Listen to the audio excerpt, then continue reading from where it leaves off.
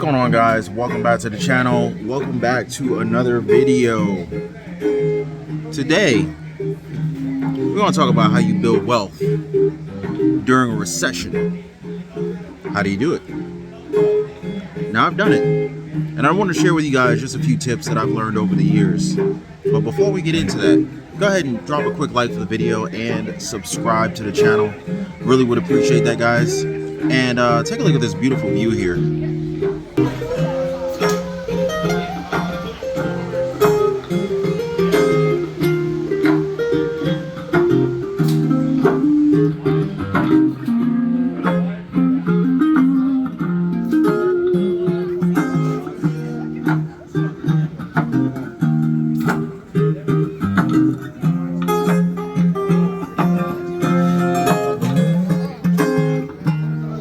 Sometimes I go out by myself and look across the water.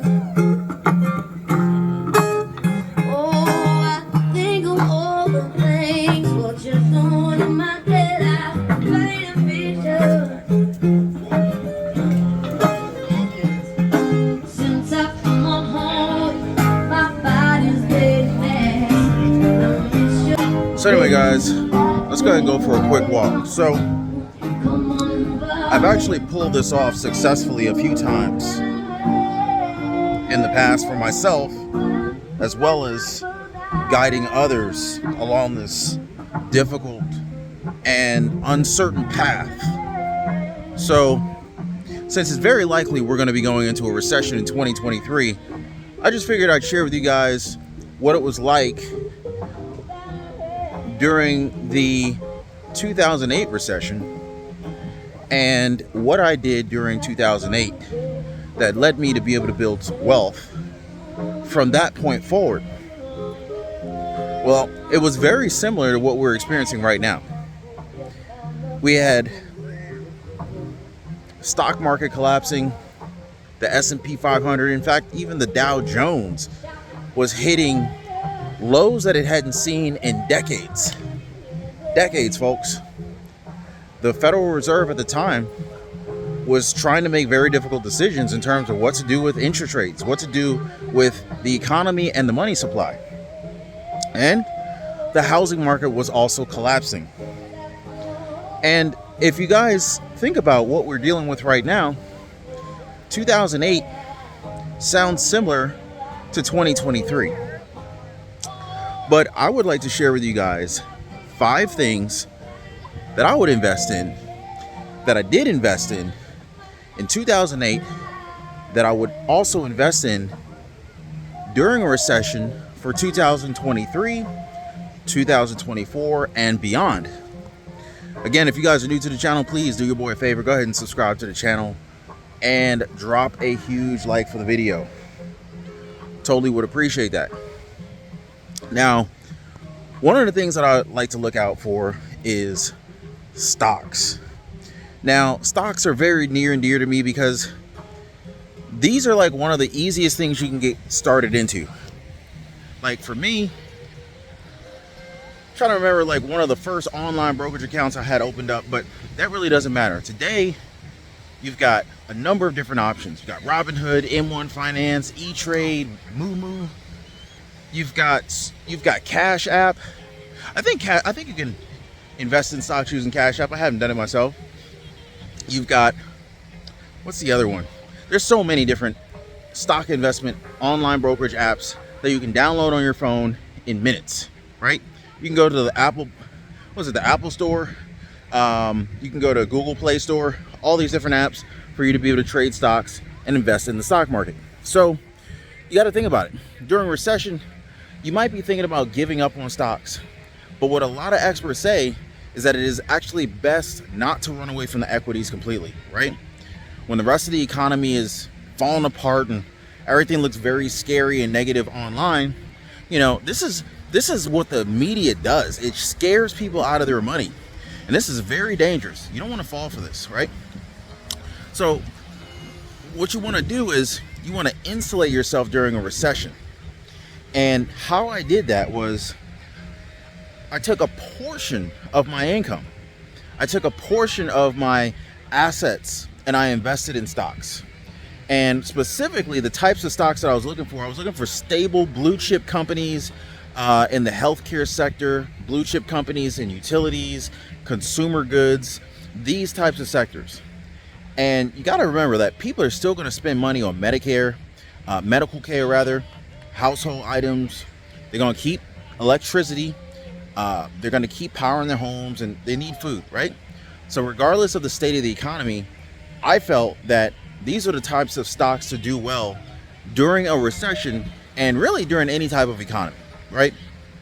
So whether the stock market is booming or it's collapsing, these were solid types of companies that I was looking for.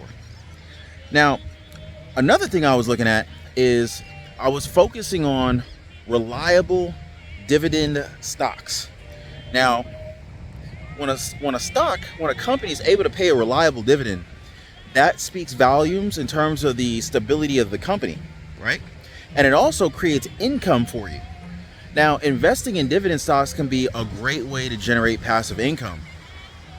And passive income is also taxed a lot differently than other types of income. So when you're comparing dividend stocks, some experts actually say it's a good idea to look for companies with low debt to equity ratios and very strong balance sheets. And these are the types of things that I'm looking for. You might be wondering, well, why is this important? Well, the reason is just because a company is able to pay a dividend today doesn't mean that it will be able to pay a dividend tomorrow. And so the lower the debt, the higher the equity, and the stronger the income the company has, the more reliable that dividend will be in the future. Because just because you're able to cash a check today, you want to make sure that a company can keep sending you checks your way going into the future, right? So one of the lists or types of stocks that I like to invest in that pay dividends are the dividend aristocrats. So I'll go into the details on those in a future video, but that is just a quick overview of what I like to look for. Now, another thing that I'm a big fan of is real estate, right? And I really like residential real estate. Now, the 2008 housing market collapse, it was a nightmare for homeowners. It was a nightmare for me. This is when I bought my first personal residence with my wife, who was pregnant at the time. And yeah, let's just say the news was frightening, and it seemed like the worst time to buy a house. And in the short term, it actually was. I bought my house and I watched the property value go down within the first 7 months of ownership. And after the first 7 months, it began to go down even more rapidly, and it was even more and more concerning. Especially at this point, my son was born, my wife stopped working because she had just delivered a baby, and yada yada yada. So, however, it ended up being a real boon for real estate investors. You know, like when a recession hits, home values, they drop in value. And you know, it may be a buying opportunity for investments and investors, but at the time it does feel painful if you're not able to time the market and buy at the bottom.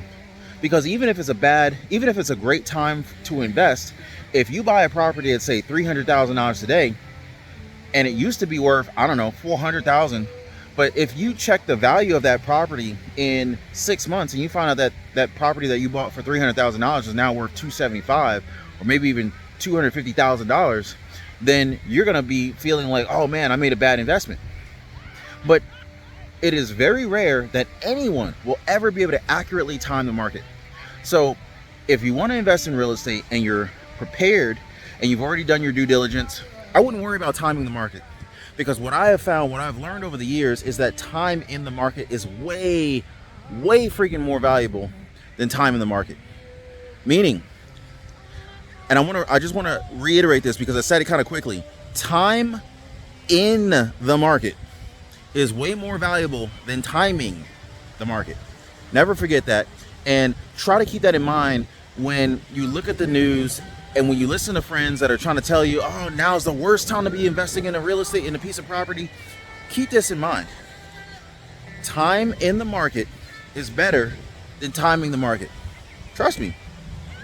And And so again, if you're in a position where you can afford to get make a decent down payment on your property, avoiding PMI, property mortgage insurance, if you can rent out a property to a reliable tenant, you can generate a very steady stream of income while you ride out the recession.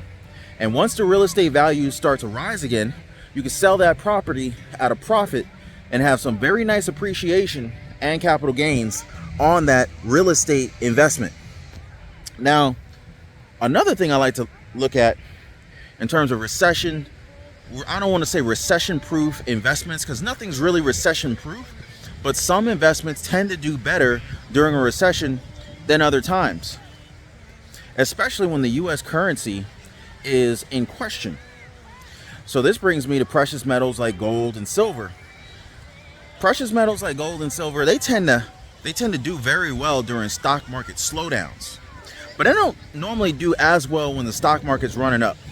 So I like to purchase these things as a minority segment of my portfolio. I don't want to take 50% of my portfolio and put them in gold and silver and platinum.